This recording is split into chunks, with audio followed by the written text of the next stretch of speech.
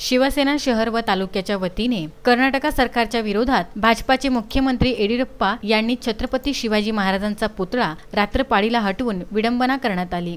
या कारणाने तमाम मराठी माणसांचे, शिवभक्तांचे, शिवसैनिकांचे, महाराजांच्या मावळ्यांचे मन दुखावली गेली आहे। त्या कारणाने शिवसेना नांदगाव खंडेश्वर शहर बस स्थानक परिसरात येथे कर्नाटक सरकारच्या भाजपाचे मुख्यमंत्री येडियुरप्पा यांचा पुतळा दहन करून जोरदार घोषणाबाजी करून निषेध करण्यात आला। या आंदोलनामध्ये प्रामुख्याने शिवसेना उपजिल्हा प्रमुख डॉक्टर प्रमोद कठाडे, तालुका प्रमुख विष्णुपंत तीरमारे, शहर प्रमुख अरुण लहावर यांच्या उपस्थितीत करण्यात आले। या आंदोलनात उपशहर प्रमुख निलेश इखार, सुरेश राजगुरे, गजानन नागोलकर, सुनील जाधव, उमेश चौखडे, सुरेश क्षीरसागर, गुणवंत चांदूरकर, गोपाल बनकर, पंकज ठाकरे, होमदेव घोडे, गजानन लायबरे, सुनील जाधव, गौरव भोयर, रवी ठाकूर यांच्यासह बऱ्याचपैकी शिवसैनिक उपस्थित होते। उमेश चौखडे, विदर्भ न्यूज, नांदगाव खंडेश्वर।